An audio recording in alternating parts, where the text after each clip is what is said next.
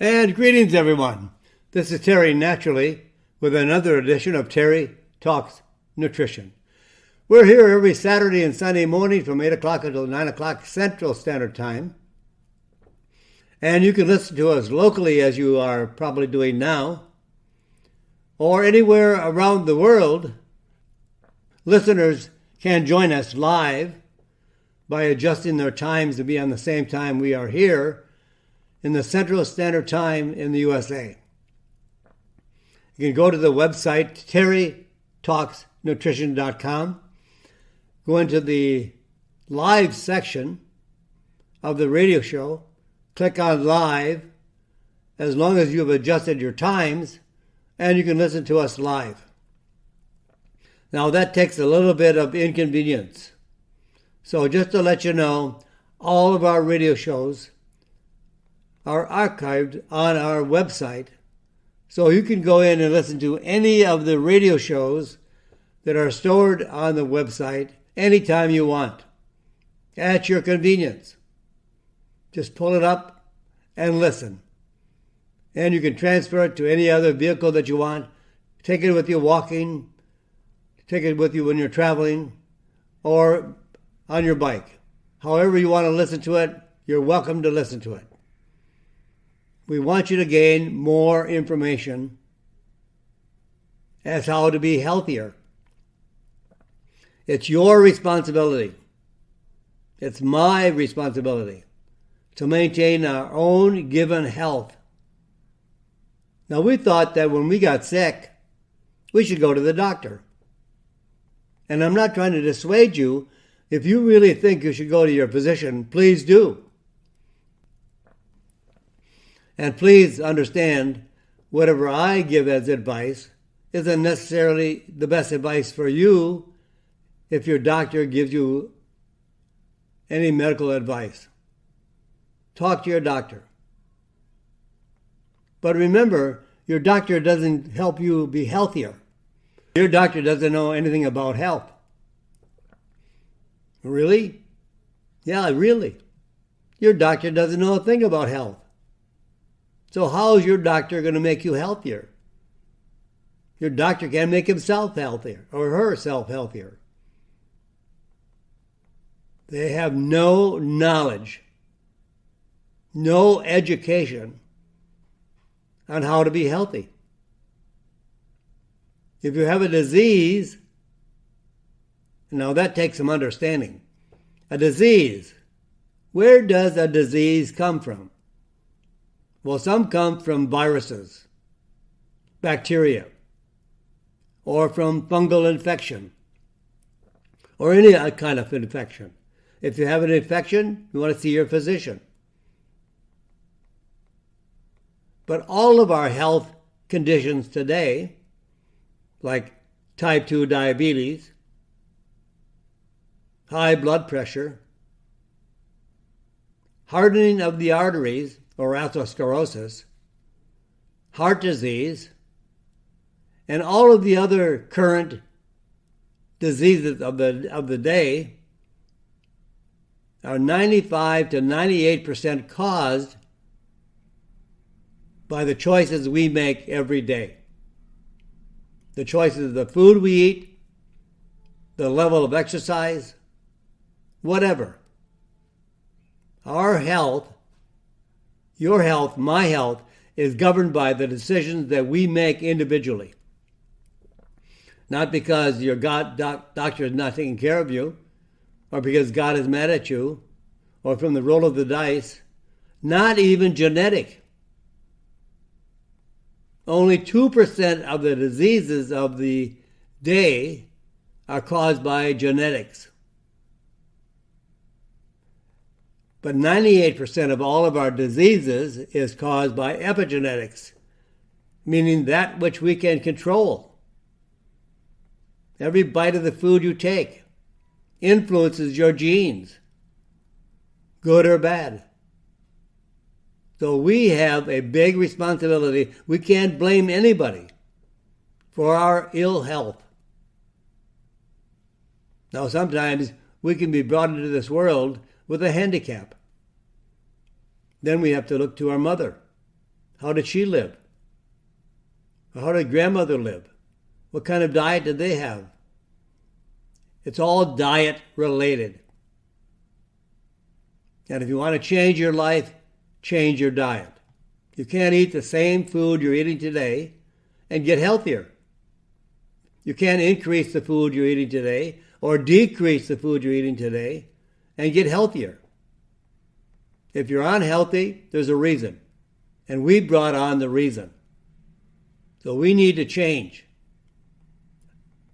We need to change the food we're eating, the level of exercise that we're doing, just being more active, move, walk, swim, bike. But the best way is to use the resistance. We are pitting our muscles against a weight. Weight-bearing exercise strengthens our bones, strengthens our muscles, and actually makes us live longer, but healthier. I know a lot of people say, if I feel this bad, why do I want to live longer? But you don't have to live bad. You don't have to feel bad. You can change your life. You can have more happiness, more enjoyment, less pain, and you can be better in every way. And I don't care how old you are or what conditions you are suffering from, we can all get better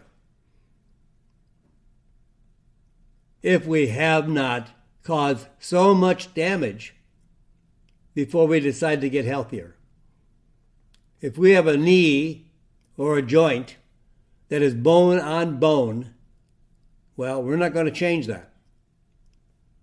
But I'll tell you what, people that have a bad diet and they have bone on bone, they're going to have pain.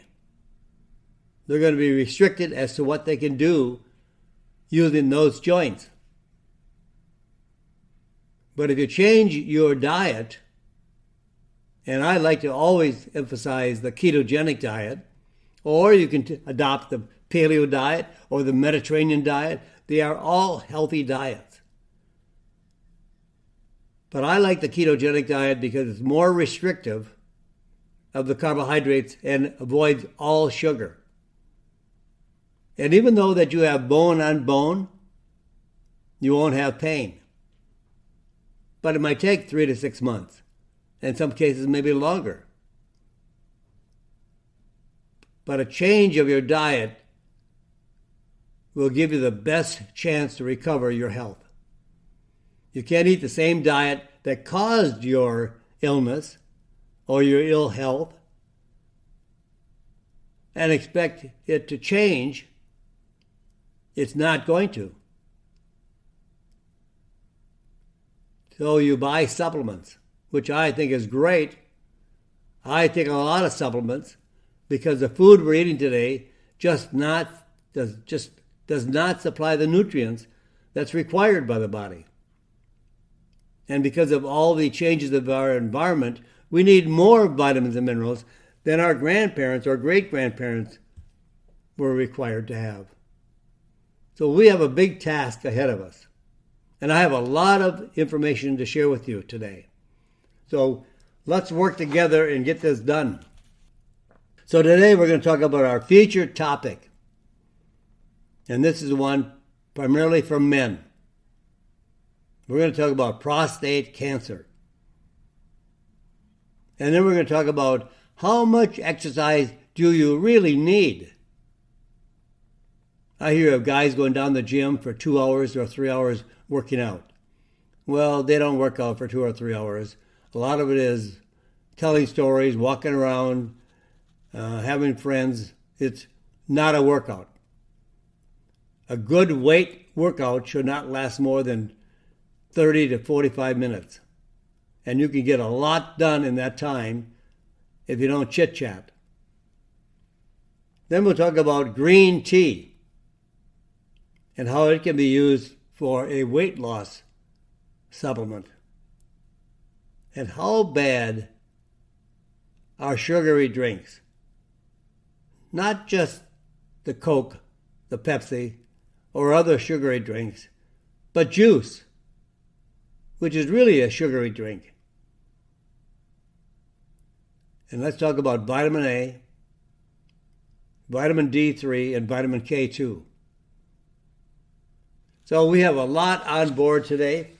I'm sure we're not going to get through all of the subjects I have that I want to discuss with you, but I'm here every weekend. And what I don't finish today, I'll finish in the future. So let's talk a little bit more about prostate cancer. There are two types of prostate cancer. Most cases, the large majority of prostate cancer are harmless. You will outlive the cancer. You will die from old age with still cancer because it is slow growing and does not have a tendency to spread. So a 10-year survival rate is 98%. So be careful, and this has to be really well thought out with your physician, and you talk it out with God as well, so you make the right decision. That you don't do something in haste and become aggressive and have surgery and chemo, and you would have outlived the cancer. Don't let prostate cancer put a fear in you. But then again, some prostate cancers are very aggressive and should be treated. The problem is how to tell the difference between the two types of cancer. It's very hard to tell the two types apart when the tests that are currently available just say you have cancer or suspect you have cancer. Because the most common screening test today that's used by a physician is called the PSA test. And that stands for prostate specific antigen test. Now, it's not accurate. Far from being accurate. The doctor that came up with this test has said in public that he has regretted it because it is not accurate and it scares the hell out of men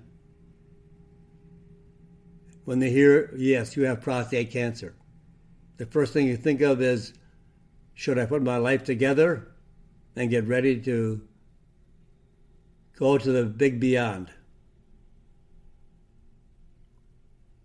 Now, this is a substance in the antigen test. It is produced by the prostate gland. So the way the test is viewed is that when you have a higher PSA level associated with increased risk of prostate cancer. Now, this is what you have to think about. PSA does not tell you you have cancer. Let me say that again. When doctors give you the test and they say, well, it should be in the 0.5 range or 1 range, and maybe it's higher. Now, that still does not mean you have cancer. PSA measures the risk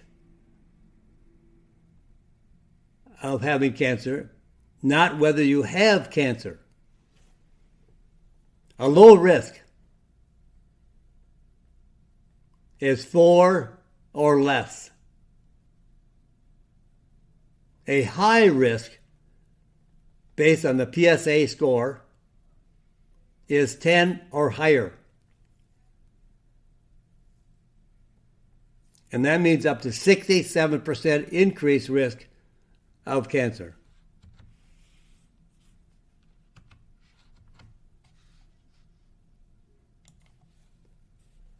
So how should prostate cancer be treated? Well, there are new study reports that for most men, aggressive treatment of prostate cancer is not necessary. My inflection, because in most cases, these studies show that we should not treat cancer aggressively, such as surgical removal of the prostate, or high-energy radiation therapy, or chemo, or hormone-related therapy. A study started in 1999, which included 1,600 men, ages 50 to 69, diagnosed with prostate cancer. When there was a fear of cancer or a high risk of cancer, there were 3 groups of these men. Group 1 had their prostate removed surgically. Group 2, they were treated with radiation and hormone-blocking drugs. Group 3 was monitored, active surveillance. Eventually, 60% of this group did receive surgical or radiation treatment. 40% never needed treatment. So 21 years later, after this test, this study from 1999, 21 years later, roughly the same number of men in each group died of prostate cancer. Whether delaying the treatment, like in group 3, did not change the risk of dying. So aggressive therapy, based on this study and the report of the experts that monitored this aggressive therapy, based on these studies, aggressive therapy can result in more harm than good and should be only reserved for very high-risk cases.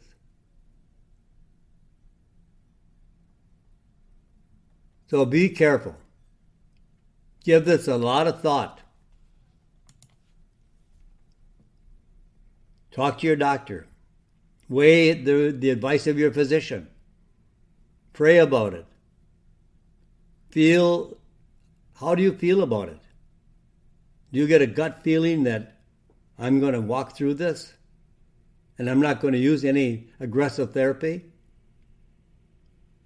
Or I don't want to chance it. But all that therapy is very risky,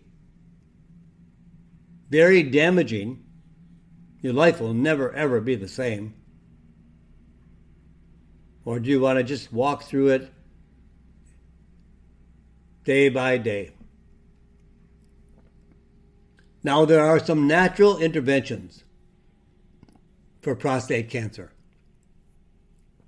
And all the goals that we want to try to reach in naturally treating prostate cancer.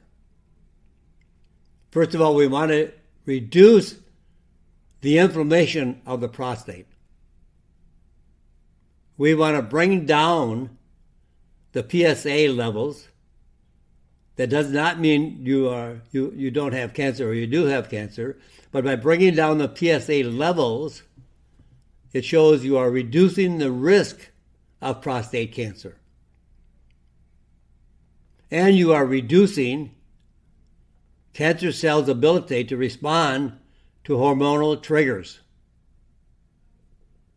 and stopping cancer cell replication and the spreading of those prostate cancer cells. Now, the nutrients that I would consider and I would recommend if you want to take a watch and see approach, work with your doctor but still walk slowly, would be curcumin, grapeseed extract, the French grapeseed extract, pomegranate, vitamin D, and psilocybin. These are all natural ingredients that reduce inflammation and has been shown in studies to lower the PSA scores.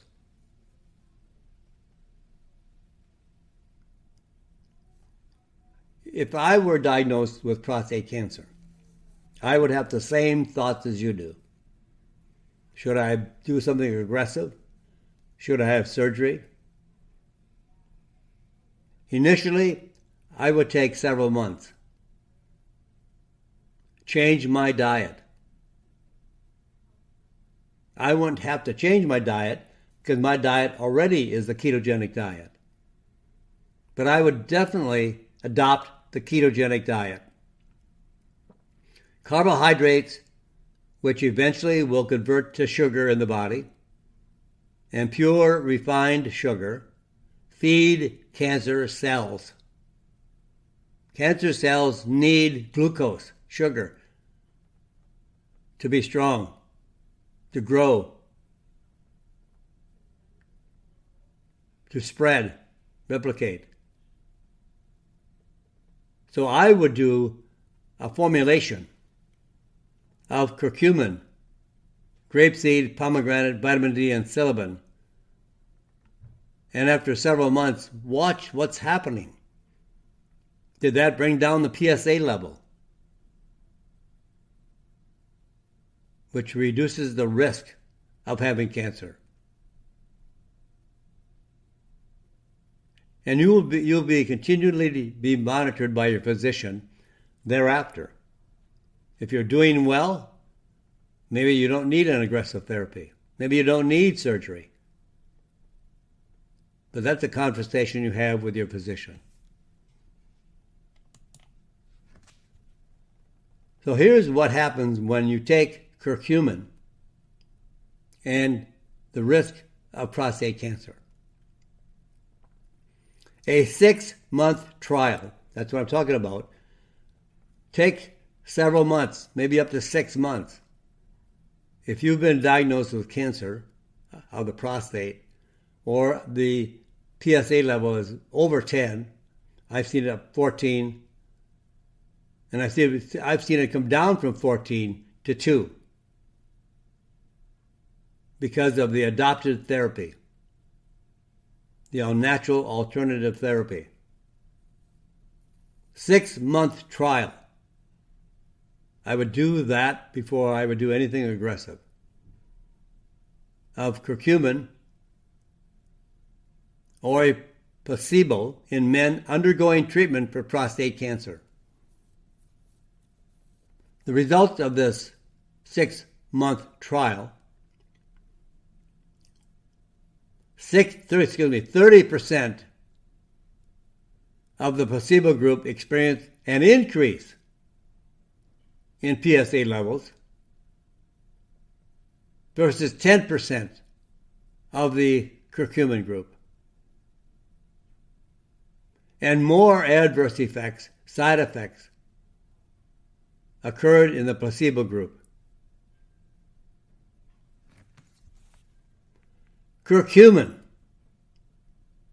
has also been shown to make prostate cancer cells more sensitive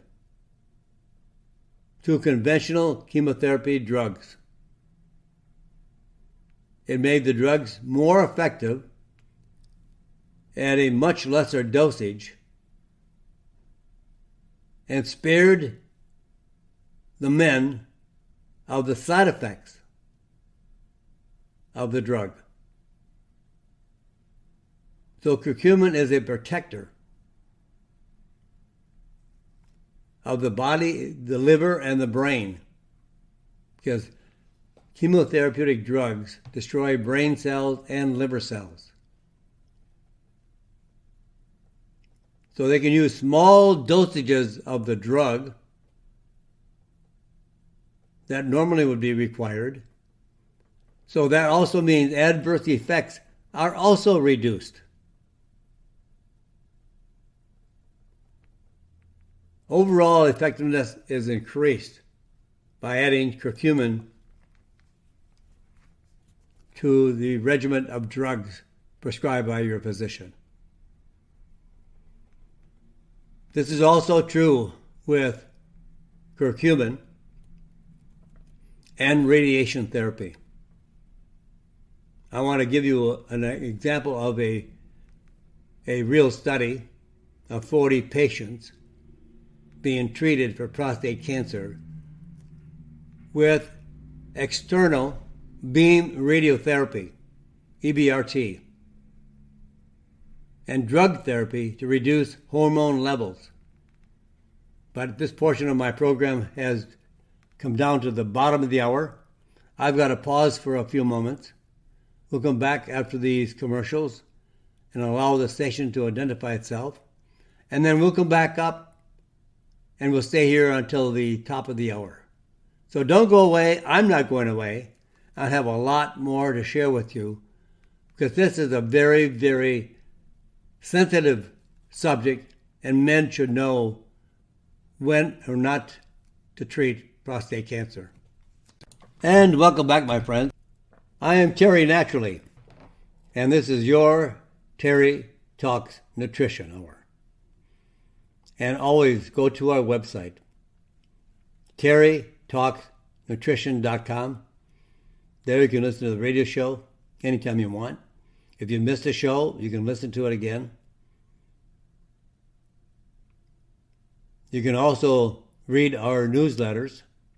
And if you go to the website, you can subscribe to my newsletter, which goes out every Friday to your email address. But the newsletters are also archived, stored on my website, so you can read all or what you would like to read anytime you want. And if you have a particular need or a subject that you would like addressed, go to the search section of the e-newsletter and type in a keyword like thyroid, or arthritis, or cancer. And one or more newsletters will come up and help address more information to answer that search word. So there's a lot of information on my website. And right now I currently have over 300,000 people following my website, Terry Talks Nutrition. So you will learn a lot of good information. We're constantly posting more science on the website. Now let's go back and address the prostate issue. Curcumin is an amazing spice. It's an amazing herb. As the Indians in India, after using it for 5,000 years, they have labeled it the all-in-one solution, meaning it does everything. And it's one of those herbs that addresses almost every pathway in the body. There are 2 herbs that address all the pathways in the body simultaneously at different levels of those pathways. So it addresses everyone. And that is a combination of curcumin and andigraphis. But for now, we're talking about just curcumin. 40 patients were being treated for prostate cancer with external beam radiotherapy, EBRT, and drug therapy to reduce hormone levels. The amount of curcumin that was prescribed was 1,000 milligrams 3 times daily. Now, it protected against the most common adverse effect experienced with radiotherapy, and that is urinary problems.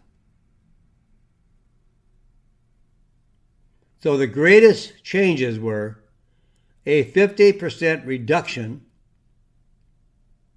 in numbers of men with daytime urinary frequency, and 30% reduction in men with sleep disturbances related to urinary issues. It also reduced pain while urinating, reduced urinary leakage, travel restrictions because of urinary urgencies, urinary urgencies in general, and the limitations of daily activities related to urinary problems, all based on curcumin. Now, plus, adding, remember the formula that I gave you? A number of components? Well, that was just what curcumin does for the men that are struggling with prostate cancer or high risk of prostate cancer. Then, on top of that curcumin, you add pomegranate, which has been shown to kill prostate cancer cells and slow the spread of prostate cancer. Researchers looked at how long it took prostate-specific antigen, which is PSA, prostate-specific antigen, that's PSA, levels to double, which then thought as a sign of prostate cancer progression. The shorter the doubling time, so it doubles in a very, very short period of time, which then therefore may be an aggressive form of cancer. But pomegranate came to the rescue. It quadrupled the doubling time versus the results of the placebo group. But keep in mind, the use of the PSA screening test frequently causes false positives or identifies prostate cancer that doesn't need treatment. And there is a lot of disagreement on this test value as a cancer predictor. All right, now we've got curcumin and pomegranate. Now let's add grapeseed. French grapeseed extract, tannin-free. Like curcumin, grapeseed blocks inflammatory compounds associated with cancer spreading.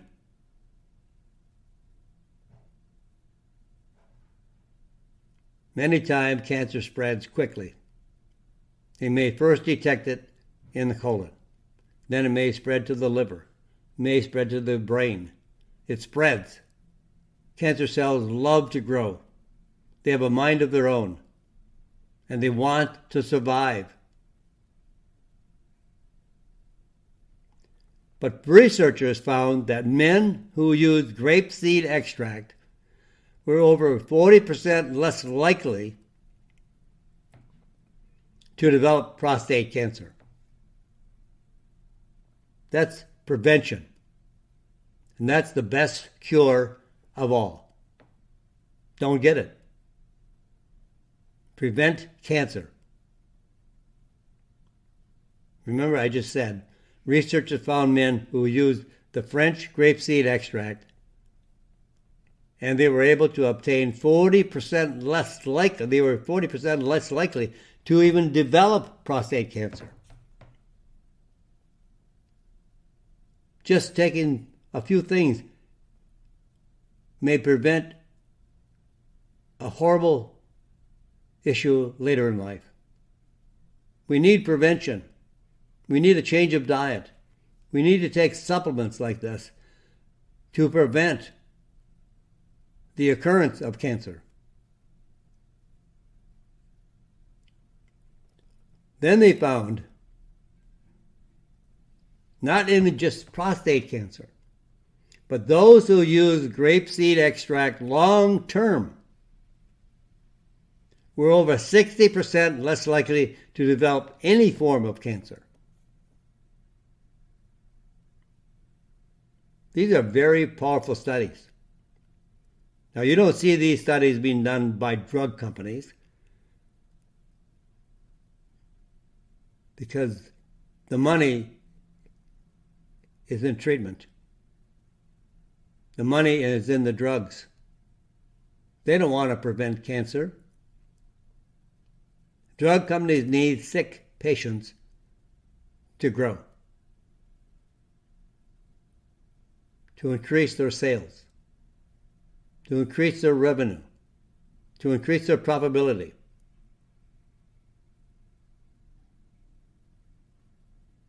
They need sick people. That's their customer base.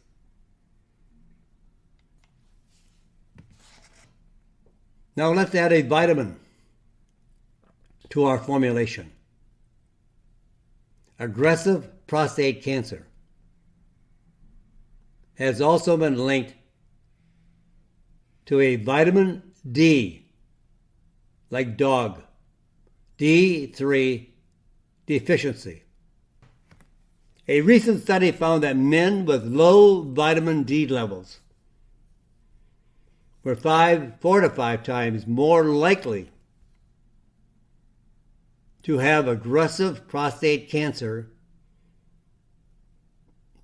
than men with normal vitamin D levels. So we're talking about curcumin, pomegranate, French grapeseed extract, and vitamin D3. Now let's add one more. Silybin, S-I-L-Y-B-I-N.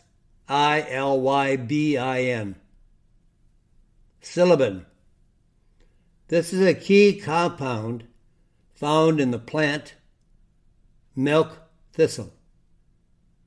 It grows everywhere. It's a thistle-like plant, kind of prickly, and at the very top there's a beautiful purple flower. It's not like a flower at the moment. I can't describe what I would think of it, but it's not a flower, but at the top of the thistle, purple. It's beautiful. And inside that cellular structure is a compound called silybin. And in cell cultures, cell studies, exposure to silybin and all the other compounds from milk thistle were associated with up to an 85% reduction in prostate cancer cell death. Now, a combination, approximately 1,500 IUs of vitamin D3, plus 750 milligrams of curcumin, grapeseed, pomegranate, and cinnamon daily. You might want to do that 2 or 3 times daily. This would be just a one-time serving, but you could do it 2 or 3 times daily. It might cost a little bit more, but it's going to give you a lot more protection. This is a very thorough explanation of prostate cancer. Possible treatment, prevention, and cure, and how to assess whether or not you may have cancer, or you may have a high risk of cancer, or you may want to take a slower approach and try a natural formulation, as we just discussed, for 3 to 6 months, and see how it might change the risk of having cancer.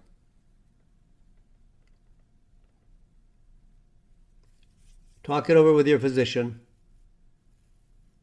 Talk it over with the good Lord above. Follow your heart. Follow your gut. But once you do, be satisfied and don't keep second guessing yourself. Remember this test, the PSA score, is not that you have cancer, but you have a higher risk of having cancer. So don't do something hastily, aggressively, because you have a high PSA score. All right, let's move on to some exercise. How much exercise do you need? And how much exercise will pay off in big benefits? Bodybuilders, 2 or 3 hours in the gym. People that run 5 to 10 miles, marathons. Hours and hours of exercise. Hours and hours of punishment. Hours and hours of stress. So how much exercise do you really need?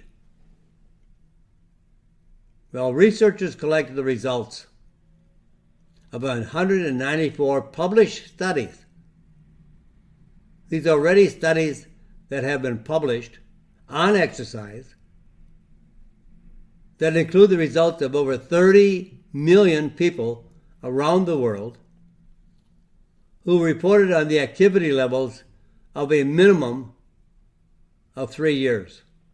Powerful study, or studies. But now they looked at all these 194 studies, and after all the research and analyzing 194 studies, they came down to one conclusion. The researchers looked for association between physical activity, heart disease, and the risk of death. Now here is what they found. And we say we have no time to exercise. Exercising at a moderate to high intensity for just 11 minutes a day. 11 minutes a day. Oh, I don't have time to exercise. Gyms, they're too expensive, or whatever. You have to drive down to the gym, change clothes. Sometimes it takes you 2 hours to get in a couple of minutes of exercise. But exercising at a moderate to high intensity for just 11 minutes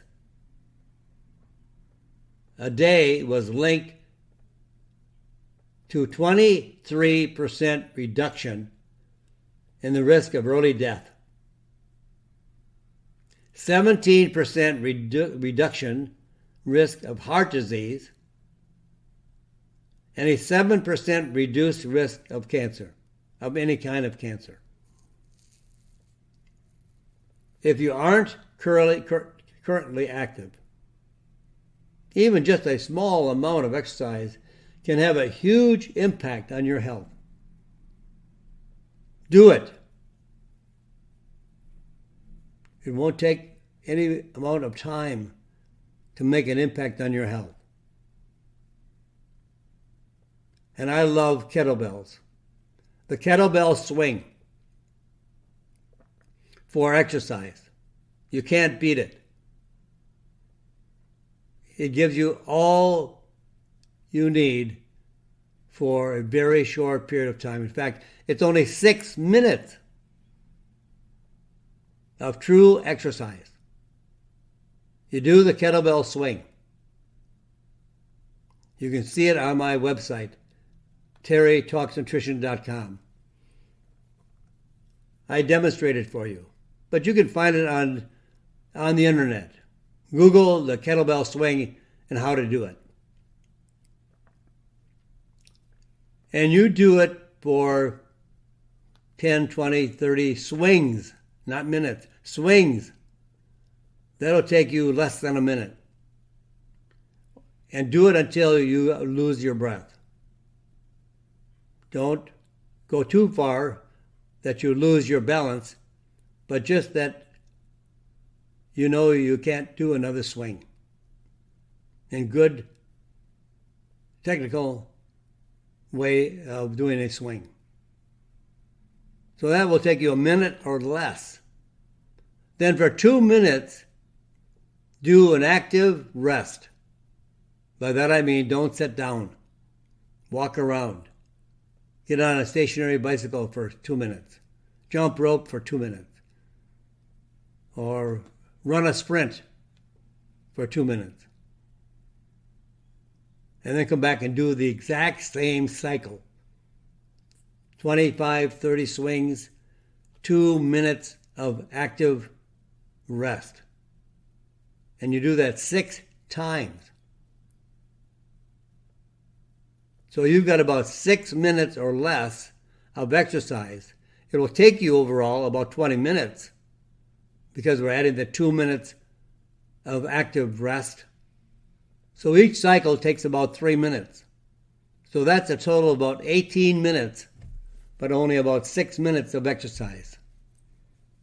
And that'll do more for you than anything I can think of.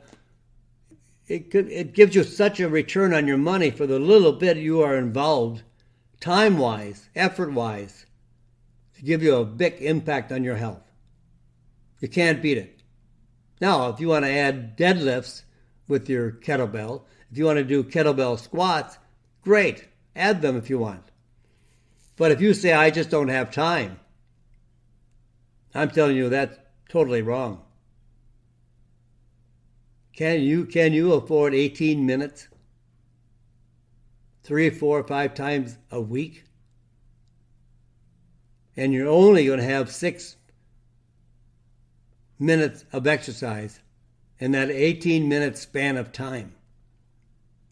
And you're going to be totally blown away by how you are impacted by the exercise over the next few months. It'll give you a tremendous impact along with changing your diet. Kettlebell swings and the ketogenic diet will change your life. Now, I suppose some people need a little extra help in losing weight. Well, there's some research that green tea actually will boost weight loss. 60-day study with 28 overweight or obese postmenopausal women that were divided into 2 groups. Group 1 took a placebo. Group 2, green tea extract about 150 milligrams twice daily. All of the participants, all the subjects in group 1 and group 2, also followed a reduced calorie diet. Both groups lost weight. But versus placebo, the green tea group had a 12.5% increase in metabolic rate, a 5% greater reduction in fat, and a 22% lower insulin levels, blood sugar levels.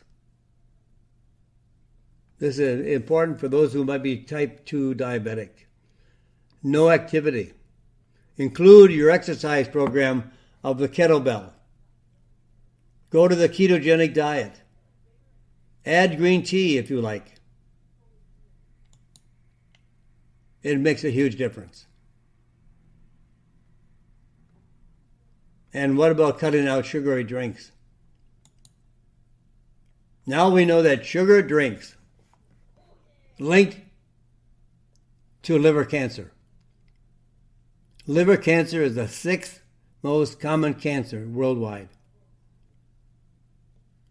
Researchers looked at 19 years of data from over 90,000 postmenopausal women aged 50 to 79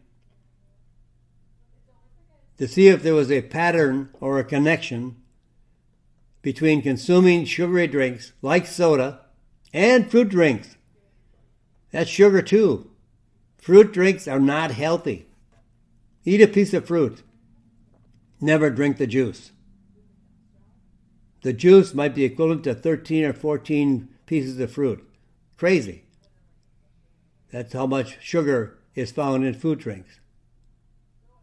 And the involvement with liver cancer. The women who consumed at least one sweetened drink per day, just one, at least one sweetened drink per day, that means 30 sweetened drinks a month, 73% would be more likely to develop liver cancer. Sugar and carbohydrates is a killer. And it's one of the most common causes of sickness in America, in the American diet. 73% more likely to develop liver cancer than women who had 3 or fewer sweet drinks in a month. Sugar intake can lead to weight gain, which results in liver deposits in the liver, around the liver, which is a huge risk factor for liver cancer. Sugar is not an innocent food. It has no nutritional value. It has no benefit nutritionally or healthy. And it causes so many metabolic changes in the body. And it's a precursor to many, many, many of our diseases today. So if you want to be healthy, change your diet.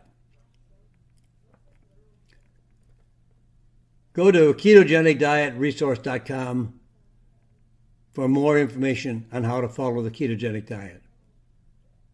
Or go to thedoctor.com. Both websites will help you understand how to implement the ketogenic diet. You may not want to jump in both feet. Take it slowly. Start changing your diet slowly. Less carbohydrates, no sugar, more protein, better fats, more fats, lots of fats, and you'll get healthier. With that, my friends, I'm all out of time. Say a prayer for this crazy, crazy world. God bless you, my friends, and God bless this great country. Thank you for listening to Terry Talks Nutrition Weekly Show. Don't forget to subscribe and leave a review on your favorite podcast platform, including Apple, Google, and iHeartRadio.